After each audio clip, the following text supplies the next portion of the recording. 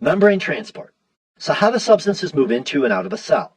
Well, cells have a plasma membrane that acts like a fence, and this plasma membrane is what regulates what moves into and out of a cell. The membrane is comprised mainly of phospholipid molecules and has protein molecules scattered throughout its structure. The phospholipid molecules have a polar hydrophilic water-loving head and two nonpolar hydrophobic water-fearing tails. The membrane is formed as the heads face out and the tails face in, forming a bilayer, as you can see here. The inner part of the cell, called the cytosol, is here, and the outside of the cell is surrounded by a fluid called interstitial fluid. Substances move into and out of a cell through several different processes called membrane transport. There are two main processes: passive transport processes and active transport processes. The main difference between the two is that passive processes do not require energy expenditure, and active processes do require the cells to expend energy. Let's start by looking at the passive processes, which include simple diffusion, facilitated diffusion, and osmosis. Diffusion is the movement of a substance from where it has a high concentration to where it has a low concentration, or the tendency of a substance to spread out evenly over a given space. For instance, when a sugar cube is dissolved in water. Over time, the cube will dissolve and eventually spread out evenly in the water until it reaches equilibrium.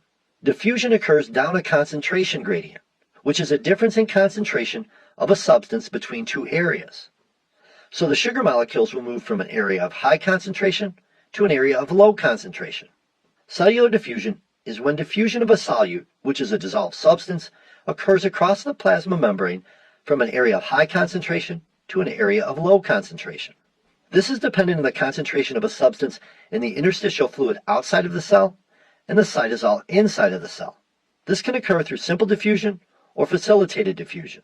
Simple diffusion occurs with solutes that are small and nonpolar. By being nonpolar, they can move in between phospholipid molecules that form the plasma membrane because the interior region of the membrane is nonpolar. Some of the materials that move by simple diffusion include the gases oxygen and carbon dioxide and small fatty acids. So if there's a higher concentration of oxygen O2 molecules outside of a cell, they can move down the concentration gradient, across the membrane without assistance, and into the cell as long as a concentration gradient exists. And if there's a higher concentration of carbon dioxide, CO2 molecules inside a cell, they can move across the membrane without assistance, out of the cell into the interstitial fluid. So again, simple diffusion is when nonpolar molecules pass directly through a membrane. The second type of diffusion is facilitated diffusion. This applies to solutes that are small and either charged or polar. Because these solutes are polar, the nonpolar phospholipid bilayer blocks them from passing through the membrane and into or out of the cell by simple diffusion. However, they can pass into and out of the cell with the assistance of plasma membrane proteins through a process called facilitated diffusion. There are two types of facilitated diffusion: channel-mediated diffusion and carrier-mediated diffusion.